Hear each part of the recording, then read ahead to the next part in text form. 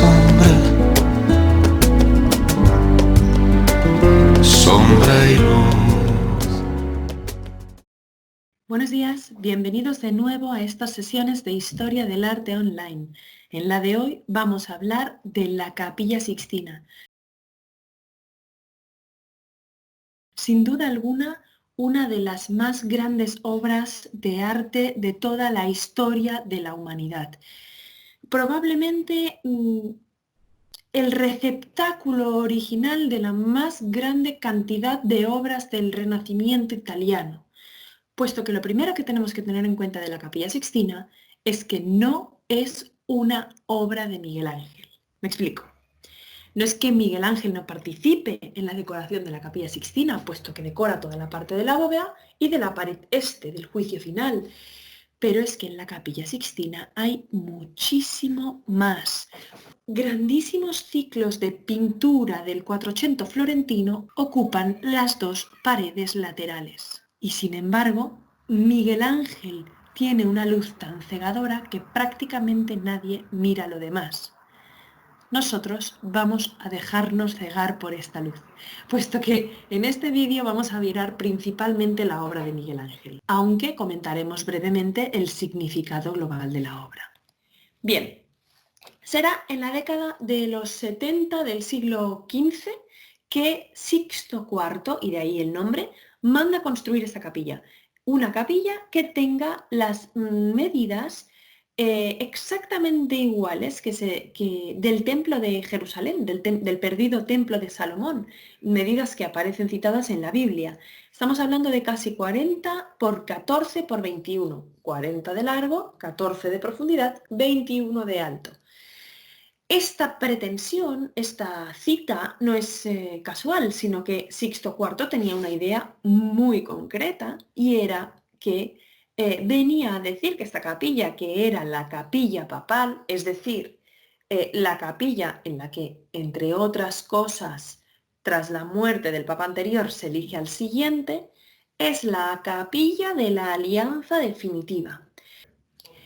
En el templo de Salomón se albergaba el arca de la alianza, así como el candelabro de los 7 brazos, y era el lugar, por lo tanto, donde se hacía explícita, física, la relación con Dios para el pueblo de Israel, para el pueblo judío, y será definitivamente destruido en el año 70 después de Cristo por las tropas de Tito. Después de esto, el pueblo judío ha perdido el templo. Ahora bien, este nuevo templo, ¿no?, el templo hecho carne que es la Iglesia, tiene también su sede en la capilla del Papa, concretamente en el lugar en el que se elige al Papa, sucesor de Pedro, ¿no? Y por tanto, aquel que, como explicábamos en la capilla Brancacci, permite la experiencia del cristianismo después de que Cristo se haya ido. Todas las pinturas, todos los frescos responden precisamente a esta idea, a la idea de que este templo es el signo claro de la nueva alianza. Y por lo tanto, tenemos en ella toda la historia de la salvación representada, toda la historia de la salvación que coincide con toda la historia de la humanidad, de las cosas creadas por Dios, ¿no? Por tanto, entro un poquito en la estructura. Tenemos en la bóveda, en la parte alta, los frescos de la creación, divididos en 9 escenas, 3 trípticos, 3 escenas dedicadas a la creación del sol y de los astros, 3 escenas dedicadas a la creación y el pecado del hombre, 3 escenas dedicadas a la historia de Noé. Por lo tanto, tenemos en la bóveda representado el Génesis. Seguidamente, ¿cómo continúa esta historia? En la pared sur. En la pared sur tenemos la vida de Moisés. Moisés como el profeta que representa mejor que nadie la antigua alianza, pues será él quien reciba en el monte del Sinaí las tablas de la ley. Y justo enfrente, funcionando prácticamente como un espejo, tenemos toda la vida de Jesucristo, obviamente la encarnación de la nueva alianza, ¿no? Dios hecho hombre, Dios hecho carne.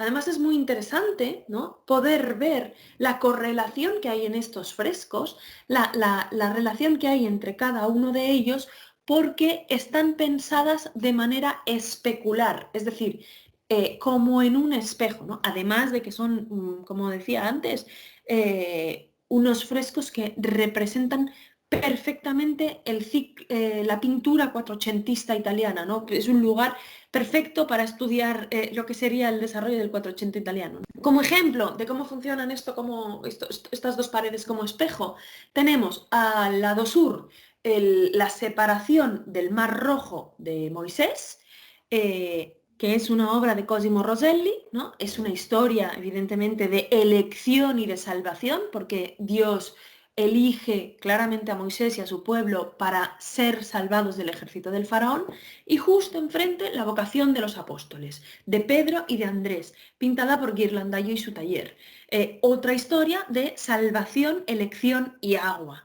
La pintura más importante de este ciclo florentino será probablemente la entrega de llaves a San Pedro, puesto que responde perfectamente al sentido que tenía la Capilla Sixtina y es el punto clave, ya que en ella Jesucristo está entregándole a Pedro las llaves del cielo. Hace alusión al momento este del Evangelio en que Jesús le dice a Pedro: tú eres Pedro y sobre esta piedra edificaré mi iglesia y el poder de la muerte no prevalecerá contra ella.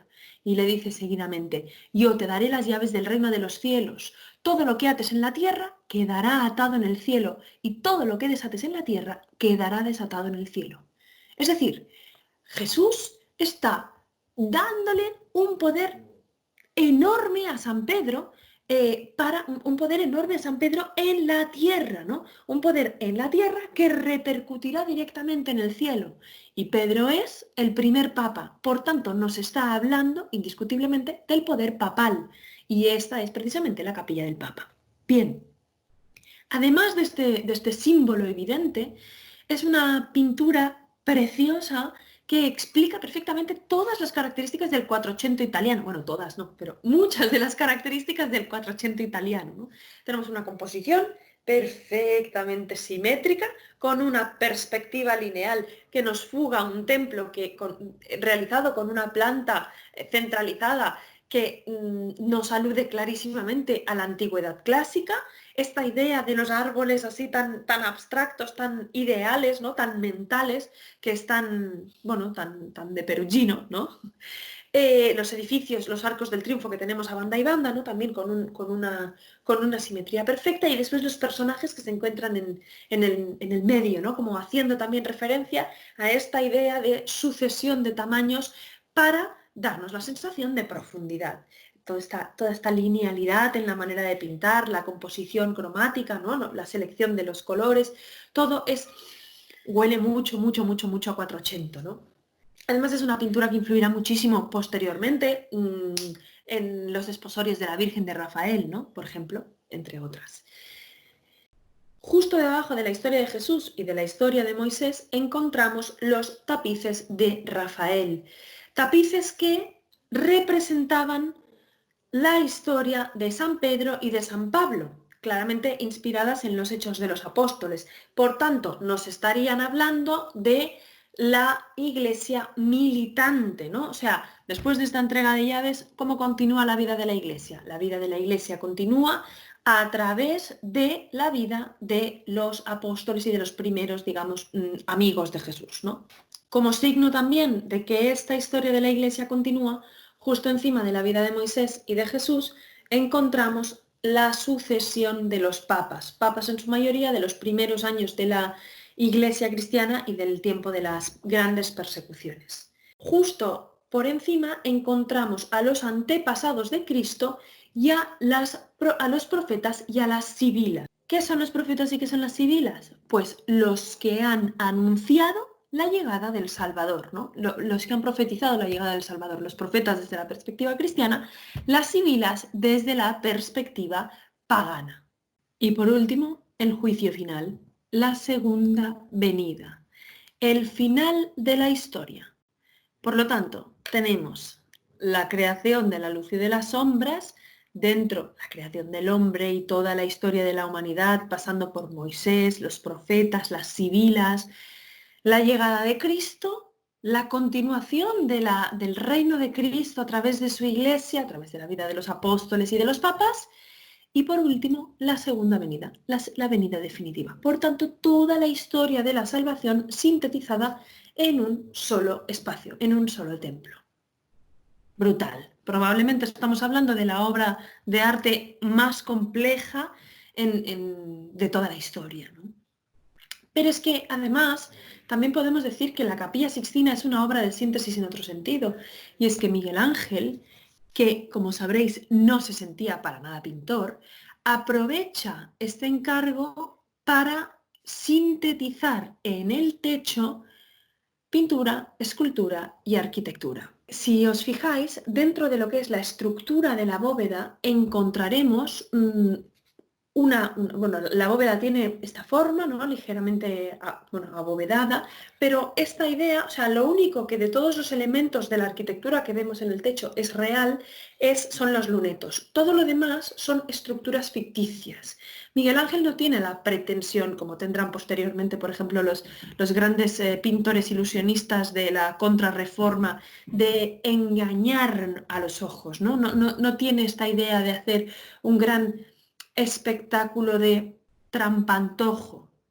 Sin embargo, utiliza el trampantojo, esta trampa para el ojo, para colocar dentro, ¿no?, de esta estructura arquitectónica falsa a sus esculturas. Pero son esculturas falsas, ¿no? ¿Y de qué esculturas estamos hablando? Estamos hablando de los preciosísimos ignudi, ¿no?, representación de la dignidad del ser humano espectacular, ¿no? Estos desnudos masculinos de una belleza sin parangón, además cada cual colocado en una postura más original. Es evidente que Miguel Ángel tuvo que observar muchísimo a los modelos e incluso colocarles, ¿no?, en estas distintas posiciones para poder realizar la representación de estos cuerpos. Esto no surge de la imaginación de un hombre.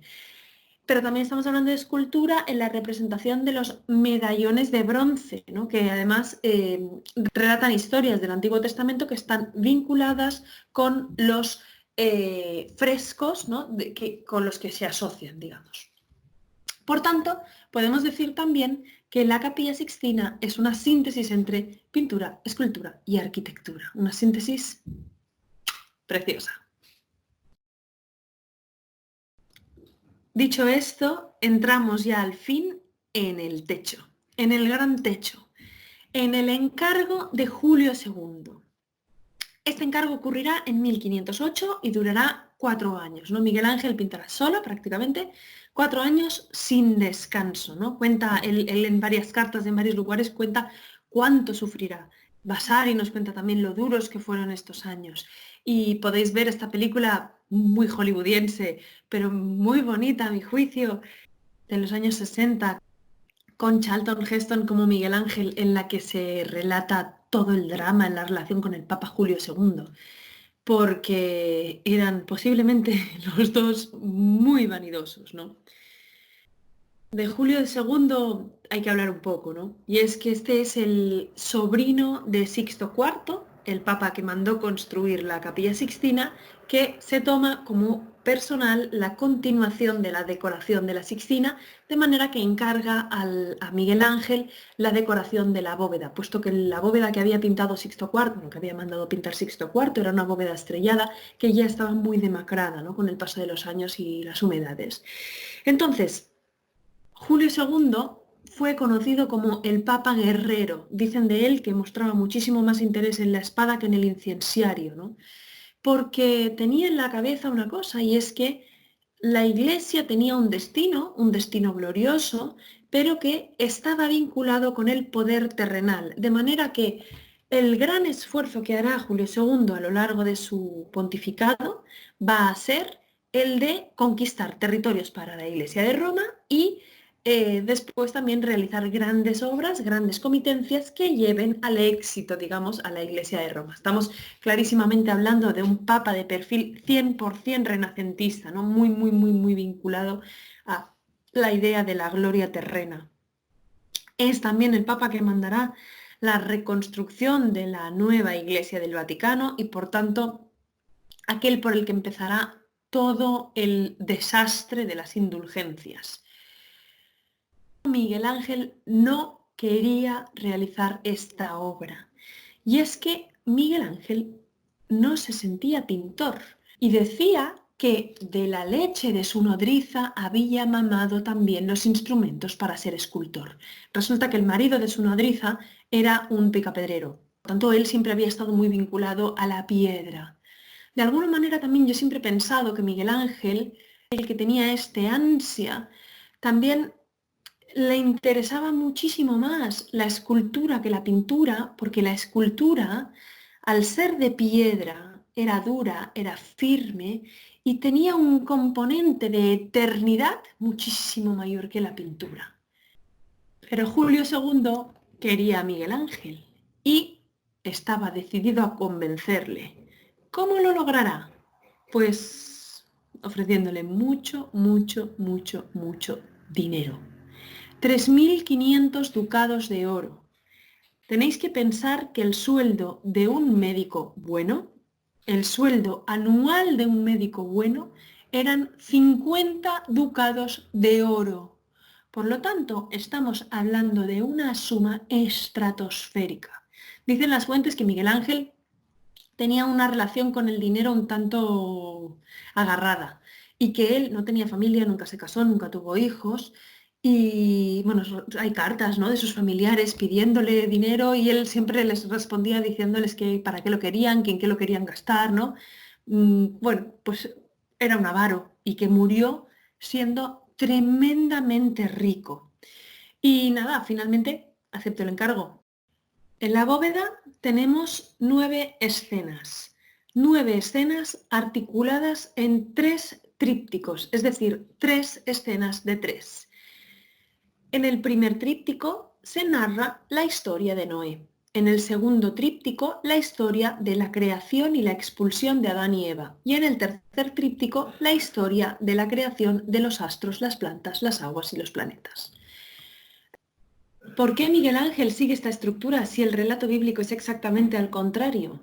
Bien, porque para Miguel Ángel, profundamente influenciado por el neoplatonismo del círculo florentino, el camino de la vida es un camino de purificación, es un camino en el que todos partimos de la esclavitud de la carne y que la propuesta vital, digamos que es ir caminando para ir ascendiendo hasta a una pureza mayor, ¿no?, hasta lo que sería la idea más plena.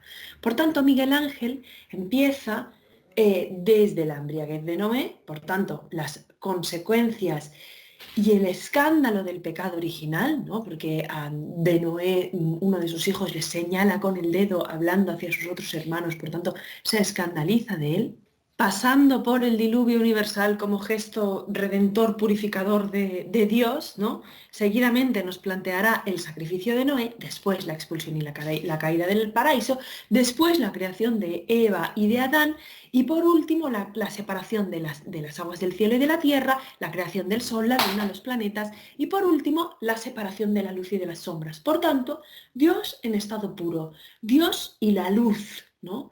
Por tanto, estaríamos delante de lo que sería la representación de la perfección más pura, ¿no? Por tanto, podemos decir que el neoplatonismo de Miguel Ángel está cristianizado, a la vez que también podemos decir que el cristianismo de Miguel Ángel está platonizado. La composición de las escenas se alterna en tamaños en función de su colocación. Aquellas escenas que se hallan justo entre los lunetos van a ser de gran tamaño y las que se hallan en el espacio intermedio de los lunetos de pequeño tamaño, porque Miguel Ángel aprovechará este ritmo que los lunetos ofrecen para darle todavía más ritmo al techo central, ¿no?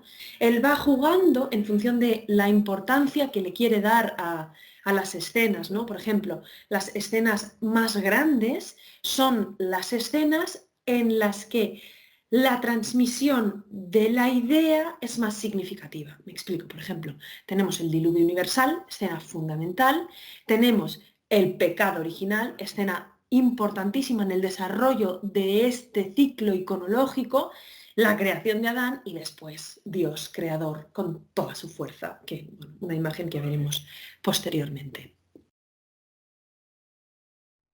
La embriaguez de Noé, al ser de pequeño tamaño, está flanqueada por 4 bellísimos ignudis, uno completamente perdido prácticamente, 2 medallones, la bellísima, posiblemente la figura más hermosa de toda la Capilla Sixtina, la bellísima Sibila Délfica y el profeta Joel.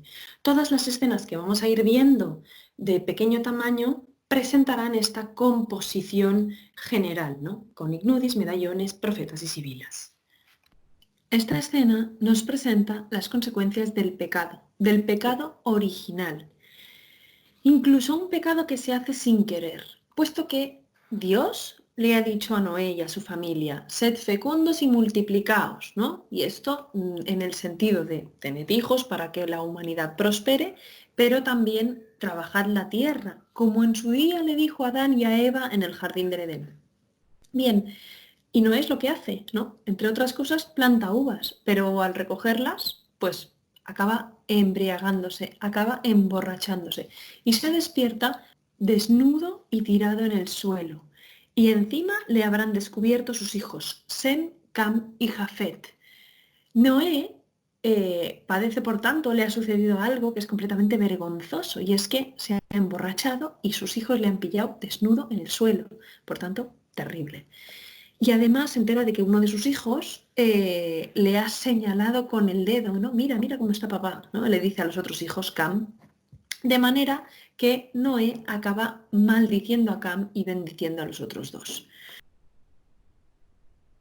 Como hemos dicho, Miguel Ángel empieza por aquí porque efectivamente la primera escena que ves es la escena con la que es más fácil identificarte, ¿no? Y es que es el mal, la vergüenza como consecuencia de un mal que cometes, a veces más y a veces menos consciente, ¿no?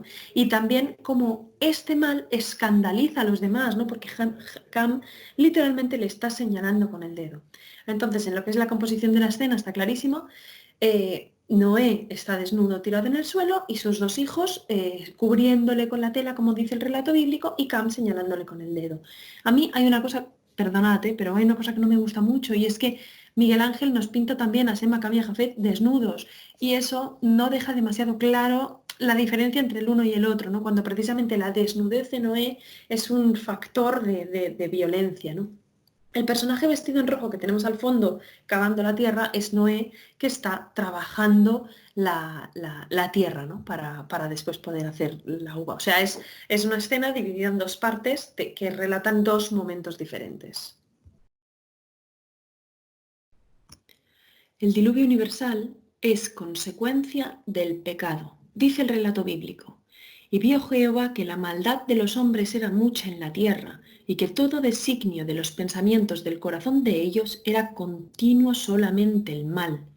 Y se arrepintió Jehová de haber hecho hombre en la tierra, y le dolió en su corazón. Y dijo Jehová, raeré de sobre la faz de la tierra los hombres que he creado, desde el hombre hasta la bestia y hasta el reptil y las aves del cielo, pues me arrepiento de haberlos hecho. Tal era su maldad que dice Jehová que se arrepiente de haber creado al hombre, ¿no? A ese hombre que en un primer momento veíamos digno, bello, fantástico. Pero Noé halló gracia ante los ojos de Jehová. De manera que Dios le da a Noé la posibilidad de construir un arca para poder salvarse, él y toda su familia, así como una pareja de todos los animales que existen sobre la faz de la tierra, para que después puedan multiplicarse, ¿no? Porque después le dirá Dios a Noé que se multipliquen, ¿no? Como veíamos en la primera escena. En esta escena hallamos a la humanidad desesperada intentando huir de las aguas, ¿no? Parece que han encontrado una isla en la que refugiarse, pero esta huida será completamente en vano. Lo sabemos porque conocemos el mito del diluvio universal, pero sobre todo porque nos deja pistas Miguel Ángel en esto, ¿no? Encontramos sus rostros desesperados, algunos en su última gesto, en un último gesto desesperado de salvar sus posesiones, las llevan encima de la cabeza, otros no llevan nada, intentan salvar a los hijos, ¿no? Aquí tenemos una imagen preciosa de una madre que intenta salvar a su bebé y a su niño pequeño, una mujer intenta subirse a un árbol seco, en fin, todo el mundo, algunos hombres lanzan de sus barcas a otros intentando aligerar el peso, ¿no? Otros cargan con cuerpos semi-moribundos, ¿no? Intentando salvarlos en un último aliento de vida, pero no servirá de nada, ¿no? La presencia de los troncos secos, la presencia de los troncos muertos en esta isla nos está advirtiendo de la muerte imposible de evitar. En último término, al final de la composición, hallamos el arca de Noé. Este arca de madera cuya forma nos recuerda a un templo y de una ventana, ¿no? de la que parece la única ventana, aparece Noé, ¿no? Con sus largas barbas como señalando al cielo. Vale, pues es que ha mandado a una paloma, ¿no? Esperando a ver si las aguas del diluvio bajan o no bajan. Hay gente intentando subirse al arca de Noé a ver si cuela, pero bueno, también sabemos que van a acabar mal. Un hombre parece que va a matar a otro hombre con el hacha, otros intentan subir por la escalera, todo en vano, solo se salvarán aquellos que estén dentro del arca. ¿Y qué es el arca? Una alegoría de la Iglesia Católica. La tercera escena que encontramos es el sacrificio de Noé. Aquí Miguel Ángel nos complica un poco más la narración y la lectura iconográfica del techo entero, porque resulta que el sacrificio de Noé efectivamente se realiza después del diluvio universal, siguiendo con la coherencia, ¿no? De invertir el orden de las historias del Génesis. Nos debería haber colocado primero el sacrificio de Noé y después el diluvio, ¿no? Lógicamente, pero no, porque Noé realiza este sacrificio cuando las aguas han remitido, cuando las aguas han bajado. Por tanto, es un sacrificio que intenta dar gracias a Dios y restablecer el vínculo, la alianza con Él. Y por tanto es un gesto del hombre de acercarse, de aproximarse a lo divino, ¿no? A esta pureza. Por eso Miguel Ángel vuelve a invertirnos el orden. Y tenemos a Noé con toda su familia realizando el sacrificio. Estas tres primeras escenas distan muchísimo estéticamente del resto de la Capilla Sixtina, puesto que para realizar estas pinturas, Miguel Ángel tuvo que construir un altísimo andamio de casi 20 metros. Cuentan, ¿no?, que Julio II estaba harto de esperar, ¿no? Porque Miguel Ángel, claro, como le llamaban el divino, se sentía con el derecho, ¿no?, de hacer esperar al Papa y de hacer lo que le daba la gana a su tiempo y a su manera. Entonces no obedecía a los plazos que le imponían, ¿no? Y trabajaba, dicen, muy lento, también porque quería trabajar solo, ¿no? Entonces, cuando un día Julio II se harte de esperar a este divino, ¿no?, a este hombre, le va a desmontar los andamios. Esto ocurrirá cuando Miguel Ángel realice la tercera de las escenas. Porque Julio II dicen que quería ver la obra que Miguel Ángel estaba realizando. Cuentan que Miguel Ángel se enfadó como una mona, estuvo a punto de dejar el proyecto, bueno, etcétera, etcétera, ¿no? Pero el caso es que esto le sirvió para darse cuenta del error en el que estaba incurriendo. Y es que una escena de tantos personajes a una altura tan elevada era prácticamente imposible de percibir desde abajo. ¿Cuándo terminarás? Cuando lo acabe.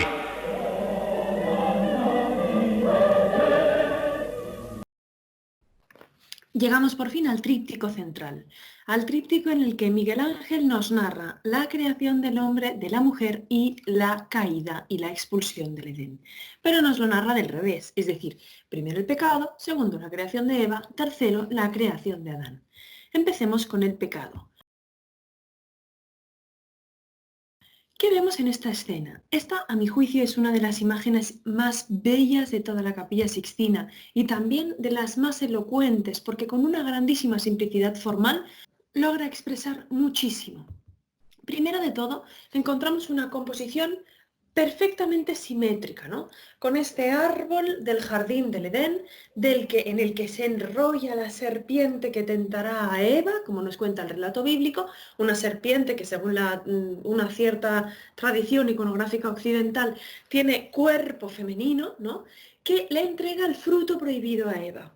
exactamente del otro lado emerge el ángel que con su espada está expulsando a Adán y Eva con muchísima violencia. Por tanto, en la primera mitad tenemos a Adán y Eva cayendo en la tentación, pecando, y en la segunda mitad tenemos a Adán y Eva saboreando las mieles de las consecuencias de su pecado. La muerte, en definitiva, ¿no? Porque Adán y Eva tenían una libertad absoluta en el jardín del Edén. Podían hacer lo que querían. Todo había sido creado para ellos. Todo era para ellos, estaba a su servicio. Solo Dios, que era su padre carnal, porque no había otro ser en en el paraíso, antes que él no había otro padre, ¿no? Que era su padre, les había dicho, de este árbol no comáis, porque si coméis de este árbol moriréis sin remedio, les dice, les advierte de esta manera, ¿no? Por tanto, cuando están realizando el pecado, contra quien están pecando es contra aquel que les ha dado la vida. ¿Cómo son Adán y Eva? Jóvenes, bellos, preciosos, ¿no? Sobre todo Eva, con este rostro, con estos pómulos, con estos colores, ¿no? Es verdad que es una mujer muy masculina de cuerpo y es que para Miguel Ángel, evidentemente el cuerpo perfecto era el cuerpo del varón, ¿no? Siempre sus mujeres van a tender a ser musculosas y muy varoniles, de una fortaleza y de una vitalidad preciosa. Por la colocación de las figuras nos hace pensar que Miguel Ángel tenía en la cabeza que un pecado por encima de otros, ¿no? Que es el pecado de la carne. Es interesante ver cómo también los dos personajes están participando de forma activa en el pecado, porque Eva está agarrando el fruto, pero Adán está bajando la rama para que Eva pueda agarrar el fruto, ¿no?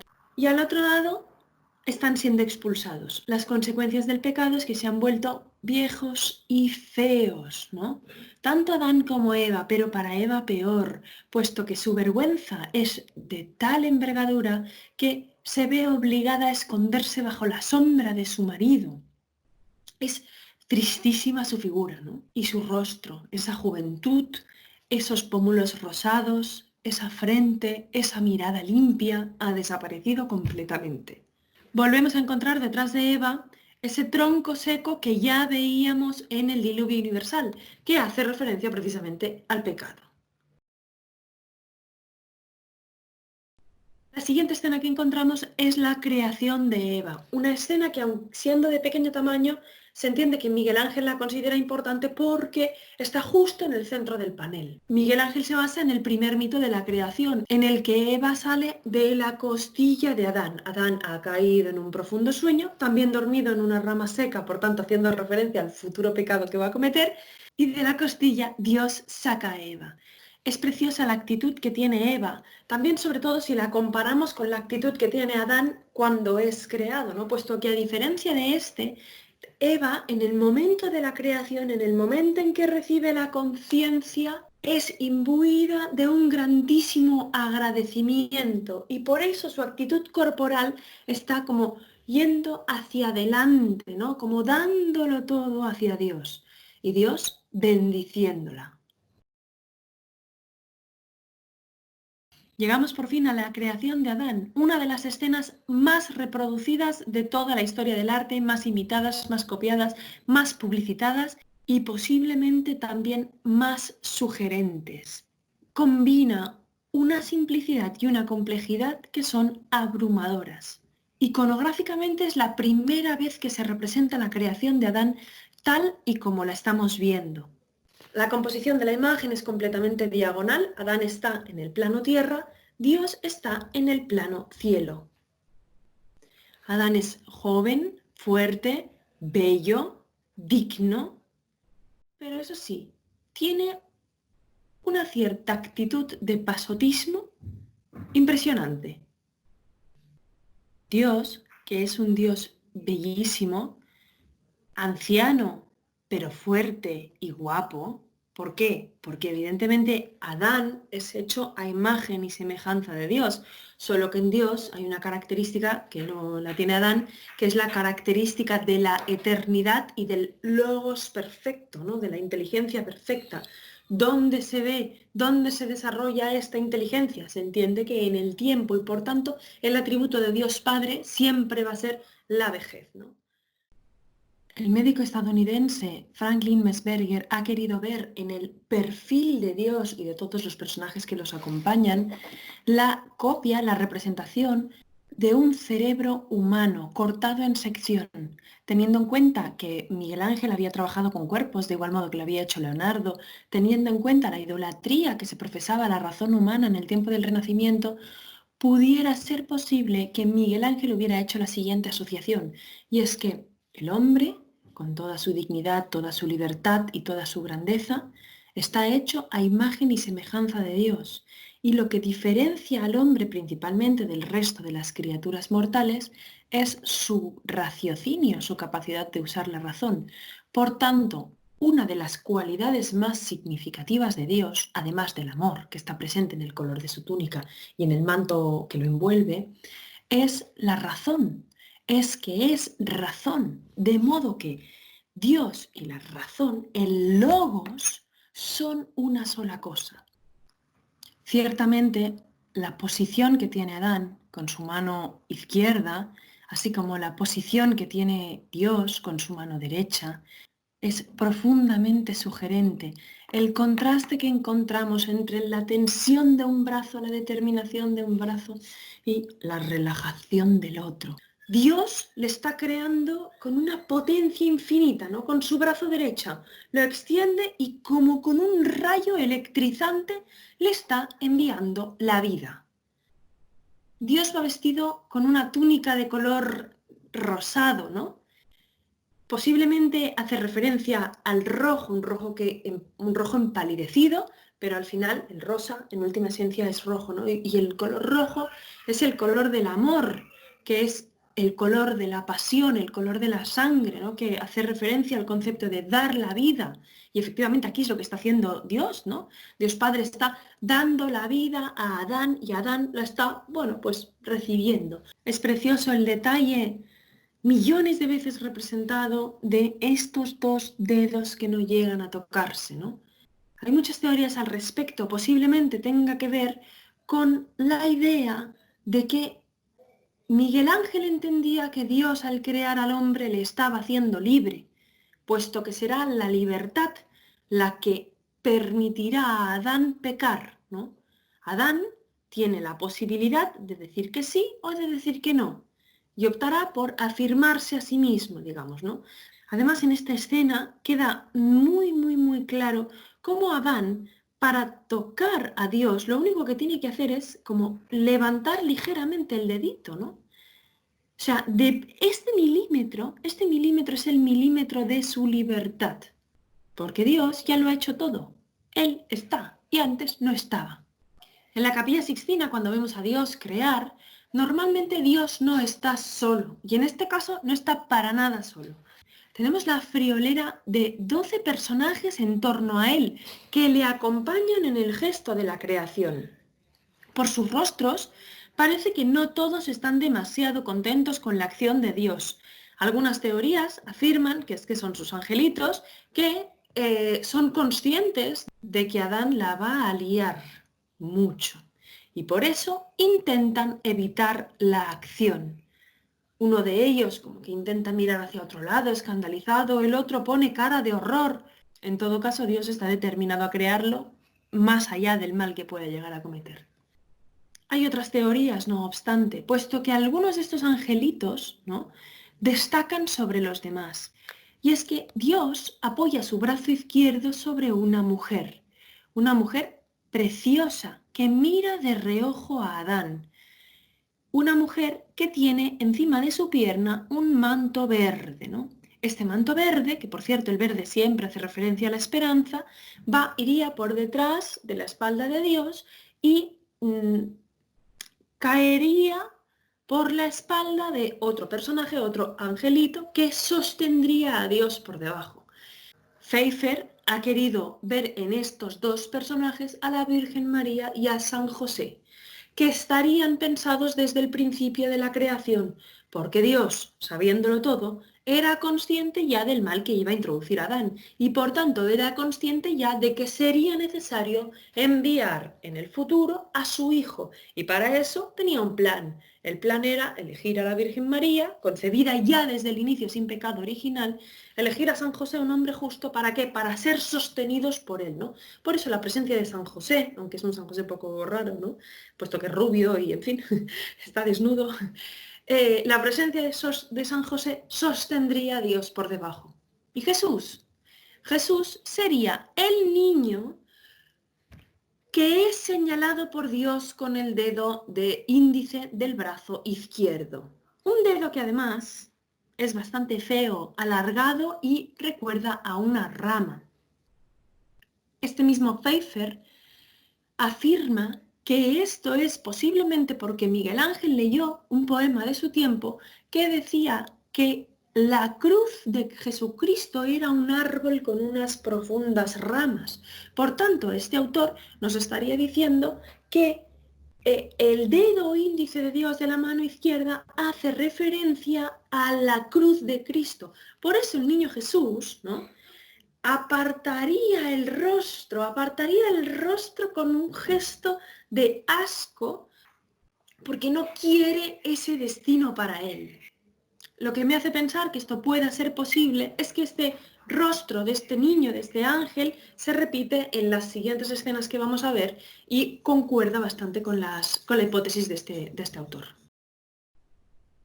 Pasamos ahora al tercero de nuestros trípticos. En este tercer tríptico el protagonista absoluto es Dios porque todavía no ha sido creado el hombre. En la séptima de las escenas, rodeada de estos 4 bellísimos ignudi, los 2 escudos, encontramos a Dios separando las aguas del cielo y de la tierra, gesto fundamental para permitir el discernimiento del hombre. De nuevo en esta imagen Dios vuelve a no estar solo, vuelve otra vez a estar rodeado de este manto rojizo, lleno de viento, ¿no?, cargado de este viento del Espíritu Santo que hemos dicho antes, y la presencia de este niño enigmático que antes hemos identificado posiblemente con Jesús. Miramos la que es la escena central de este último tríptico, a mi juicio una de las más potentes de toda la Capilla Sixtina. Es una escena en la que encontramos una sucesión narrativa, es decir, por un lado tenemos a Dios con toda su potencia, con toda su fuerza y con toda su belleza, con toda, diría yo, su terribilidad, creando el sol y la luna, ¿no?, con estos brazos fortísimos, dando esta energía de nuevo, ¿no?, potentísima, y por otro lado, ¡pam!, se ha girado y se ha ido a crear las plantas. El relato bíblico funciona exactamente al revés de nuevo, pero la imagen nos sugiere que este es el orden, ¿no? De esta imagen se le criticó muchísimo porque, ay, ¿cómo es posible pintar a Dios con el culo al aire? Y todo? No, no va con el culo al aire. Si te fijas un poco, verás que lleva una túnica, ¿no? La túnica que ha estado llevando siempre, lo que pasa que, mira, con la fuerza de los vientos se le ha rapado a las nalgas, entonces brilla un poco el culo de Dios. Bien, aunque el escorzo de este Dios de espaldas es muy potente y es muy sugerente, sobre todo a nivel de ritmo de la escena, me centro en el Dios creador del sol y de la luna, porque es francamente espectacular. Hemos dicho ya, viejo, bello y fuerte, algo imposible, pero así es él. Y como siempre, rodeado de personajes. De nuevo citando a Pfeiffer, ¿no?, la interpretación de estos personajes de nuevo sugiere varios niveles. Y es que, por un lado, podríamos decir, Dios con sus ángeles, ¿no? Por otro lado, la presencia del Sol y de la Luna, que son los astros reguladores del tiempo, nos hacen pensar en que quizás Miguel Ángel nos está hablando del paso del tiempo, puesto que además tenemos un personaje que claramente, y además está más cerca del Sol, claramente es más joven que el resto, ¿no?, que parece que va como en decadencia. Tenemos que pensar que la creación del Sol y de la Luna en el relato bíblico es fundamental porque de alguna manera responde a ese gesto que está haciendo constantemente Dios de ordenar el cosmos para que después el hombre viva. El sol y la luna serán los astros que regirán el tiempo y nos indicarán cuándo es de día y cuándo es de noche, cuándo hay que dormir y cuándo hay que velar, cuándo hay que dormir y cuándo hay que trabajar. Por tanto, podría ser que Miguel Ángel estuviera aprovechando esto para hablarnos del paso del tiempo. Además, hay un personaje, hemos dicho, con la cabeza más cercana al sol, otro que parece que se está cubriendo el reflejo solar de las 12 del mediodía y otros dos que van como, uno recibe un poquito de luz y el otro ya se está escondiendo, ¿no? Como si fuera cíclico. De nuevo, Pfeiffer nos vuelve a hablar de que este niño quizás sea el niño Jesús, puesto que es el único que mira a Dios Padre cara a cara, y lo que encontramos en el Evangelio es que Jesús siempre está mirando al Padre, y además parece que le está imitando en su gesto, pero es que además, ¿con quién se ha identificado tradicionalmente Jesús? Con la primera luz de la mañana, y encima es el único que toca el sol con la cabeza, aparte de Dios Padre, ¿no? Y también Jesús dirá de sí mismo, yo soy la luz del mundo. Justo al otro lado encontramos a un personaje femenino que lleva la cabeza cubierta de azul. Tradicional iconografía de la Virgen María, que también tradicionalmente se la ha identificado con la luna, porque como ella no brilla con luz propia, sino con la luz que refleja del sol. Y por último, en tamaño pequeño, pero no por eso menos sugerente, Dios. Dios separando la luz de la tiniebla. Escena fundamental porque es la escena final del recorrido. Aquí nos encontramos con la idea pura, puesto que la tiniebla no es. La tiniebla es ausencia, ¿no? La luz es ser. Dios es ser y presencia. Por tanto, después de haber hecho todo el recorrido, nos encontramos con Dios, su espíritu y la luz. El gesto de la separación de la luz de la tiniebla vuelve a ser fundamental para permitir el discernimiento futuro de los hombres, puesto que solo porque alguien previamente ha separado la luz de la tiniebla, podemos nosotros distinguirlas, ¿no? Y distinguir el bien del mal. Además, es absolutamente sugerente de nuevo la manera, esta posición originalísima en la que Miguel Ángel ha pintado a Dios. En diagonal completamente y en plancha. O sea, y encima es que no le vemos el rostro, ¿no? Le estamos viendo el cuello directamente. También aquí han sugerido que pueda recordar a órganos humanos. Esta escena es la que está acompañada del profeta Jeremías, ¿no? Se ha dicho, aunque es dudoso, que el rostro de este profeta Jeremías sea un autorretrato de Miguel Ángel. 25 años después de la finalización de las pinturas de la bóveda, Miguel Ángel realizará el fresco del Juicio Universal. Un fresco encargado por Pablo III. Antes de la llegada de Pablo III, Clemente VII, el papa anterior, le había encargado la realización del mismo fresco, pero con otro tema, con la caída de los ángeles rebeldes. Pero Clemente VII falleció y no pudo llevar a término su idea, de modo que el encargo será recogido por Pablo III, el gran papa de la Contrarreforma. Pablo III cambiará el tema y le pedirá que pinte el juicio final, el final de la historia, para concluir con el ciclo iconográfico de la Capilla Sixtina. En la mente de Pablo III estaba también la idea de pintar en el otro lado de la pared, ¿no? Justo la de salida, la resurrección, solo que nunca llegará a realizarse este proyecto. Para poder llevar a cabo la obra, Miguel Ángel va a tener que destruir las imágenes que se encontraban precedentemente allí, ¿no? Que eran obras del Perugino y continuaban con las historias de Moisés y de Jesús que explicábamos al principio. Encontramos una ascensión, una natividad. Bien, por esto Miguel Ángel será muy criticado. Pero no es la única razón por la que será criticado al realizar el fresco del Juicio Universal, sino que la primera vez que empieza a recibir críticas es porque el Pietro Aretino le propone un programa iconográfico para la realización del fresco, pero Miguel Ángel lo rechaza con una cierta vehemencia, porque está decidido a pensar él solo la obra. Fijaros que en este tiempo, y particularmente a partir de la figura de Miguel Ángel, el artista ya no es un artesano, sino que empieza a operar como un intelectual, como un hombre que tiene sus ideas, ¿no? Y esto pues, se demuestra, por ejemplo, en este caso, ¿no? Pietro Aretino se va a tomar esto francamente muy mal y decidirá acusarle de homosexual. Miguel Ángel va a responder a Pietro Aretino de una forma muy original, y es que le va a pintar en el rostro de un santo. ¿Qué santo? San Bartolomé, que se encuentra a los pies de Cristo. Este hombre fue un mártir que murió desollado y presenta en la mano derecha el cuchillo con el que le desollaron, él estaba mirando a Jesucristo, y en la mano izquierda sostiene su propia piel, que es el atributo con el que se identifica a San Bartolomé. Y en esta piel Miguel Ángel decide hacer un autorretrato. Hay más de 400 figuras en el fresco del juicio final. Podría haberse pintado entre los salvados, entre los santos, entre los condenados, pero elige pintarse en una piel, elige pintarse en un despojo que no sirve para nada, que no tiene ni cuerpo, ni alma, ni nada, ¿no? Es muy sugerente y muy enigmática esta representación. De alguna manera es como si nos estuviera diciendo que este hombre, Pietro Aretino, le ha desollado y le ha convertido en esto, por un lado.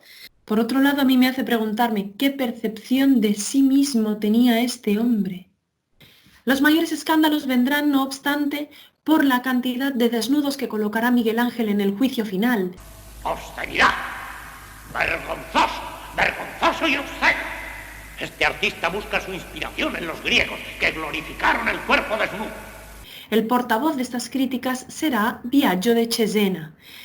Cuando Miguel Ángel sea tremendamente y violentamente acusado de colocar tantos desnudos, ¿no? Puesto que le acusarán de hereje, de pagano y de otras muchas cosas, Miguel Ángel se enfadará y de nuevo responderá a este hombre de una manera muy original. Y Miguel Ángel lo pintará en el fresco, esta vez con un poco más de mala leche, puesto que Biagio de Cesena cederá involuntariamente el rostro a Minos, el rey infernal, personaje que se encuentra representado en el centro del infierno, completamente desnudo, con orejas de burro y con la serpiente que le da vueltas al cuerpo. Puesto que en la Divina Comedia, Minos, el juez infernal, te indica a qué círculo del infierno vas a tener que irte con el número de vueltas que la serpiente le dé en torno al cuerpo.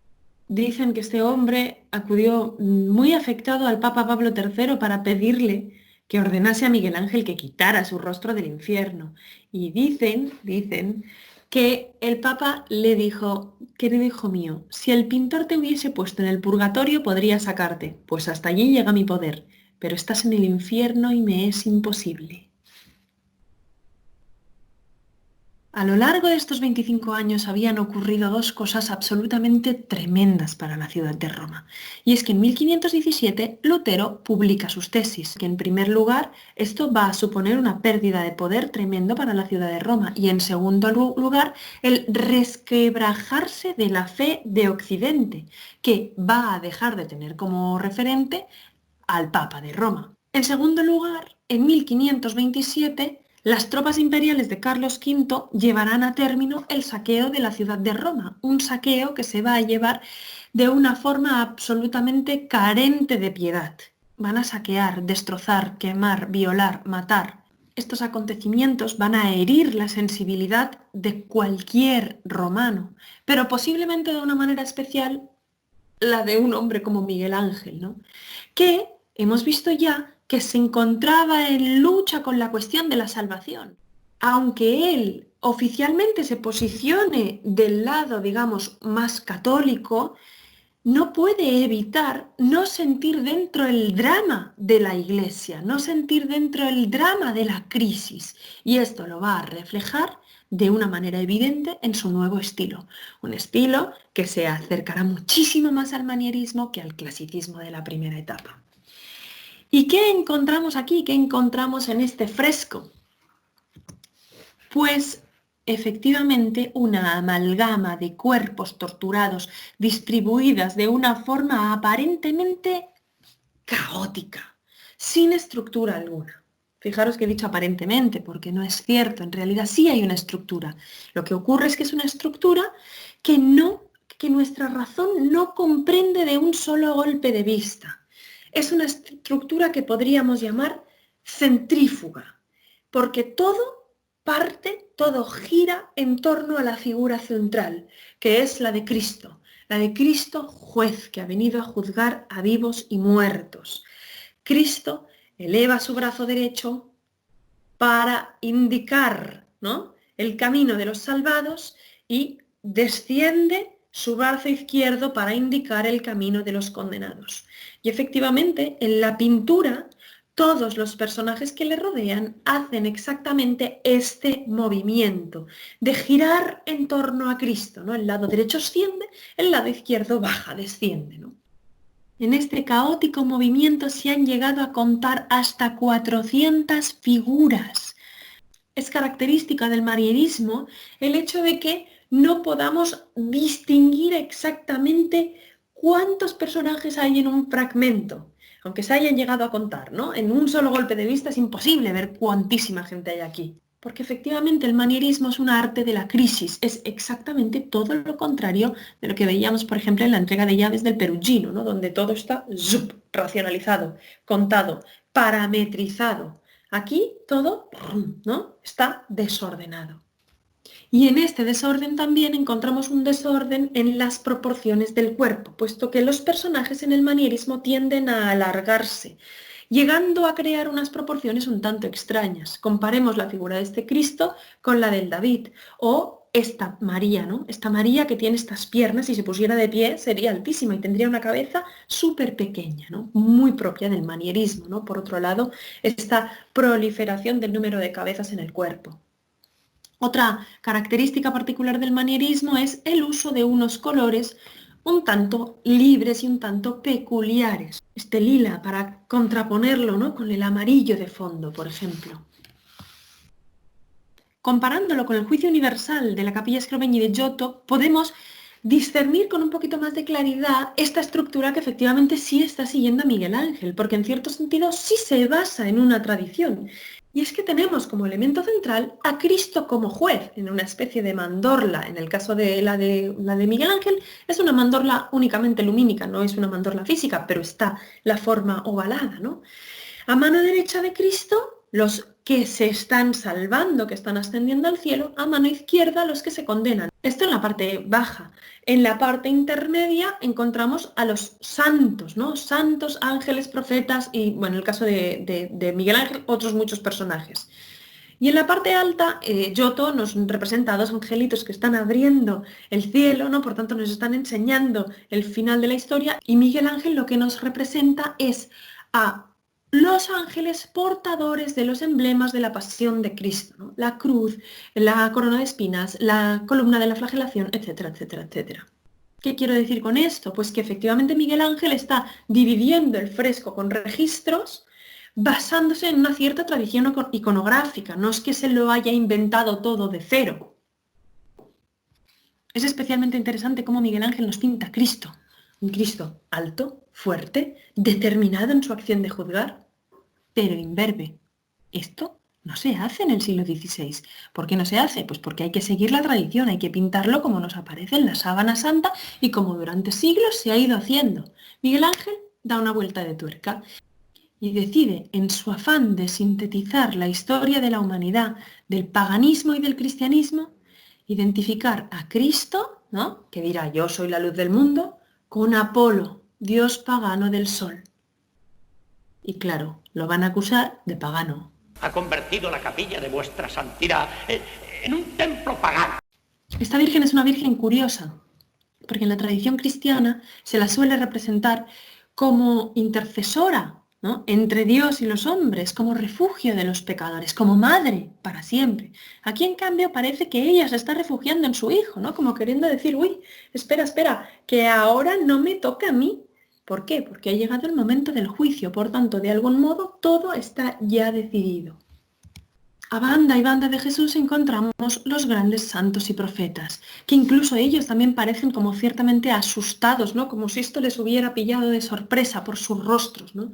Dirá Giulio Carlo Argan que este fresco es un fresco en el que se percibe la angustia con la que Miguel Ángel ve cumplirse la historia del destino trágico de la humanidad, separada de Dios y anhelante de su retorno. Y más adelante dirá, el miedo invade incluso a los buenos, la justicia divina es distinta de la humana y solo Dios conoce sus motivos, es su árbitro, lo mismo que lo es de la gracia.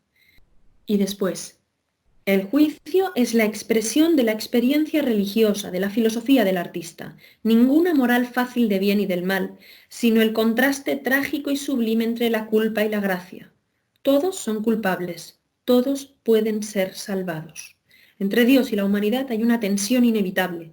La humanidad no es pequeña y humilde, sino gigantesca y heroica, casi soberbia, tanto en la culpa como en la pena. Debemos destacar a un personaje sobre los demás, a San Pedro, que está con sus llaves entregándoselas de nuevo a Jesús.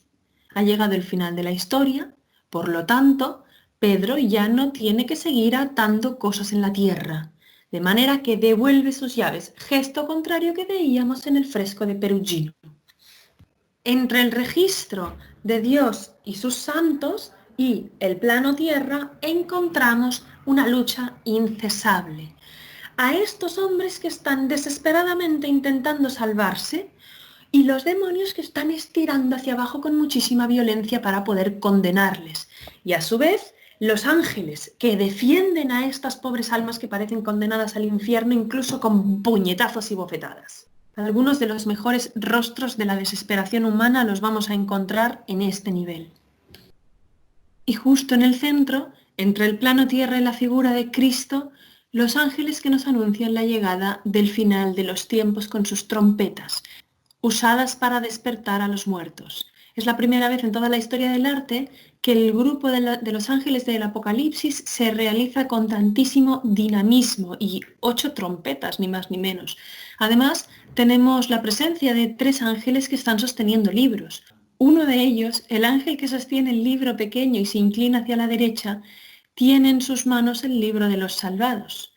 Y los otros 2 necesitan la ayuda de otro, es decir, son 2 que tienen que aguantar el libro que es más grande porque pesa muchísimo, ¿no? Y este es el libro de los condenados. Y por último, el plano tierra, la sección de los salvados y de los condenados. En el plano de los salvados hallamos a los hombres y a las mujeres saliendo de sus tumbas, cuyas almas se están ya elevando hacia los cielos, ¿no?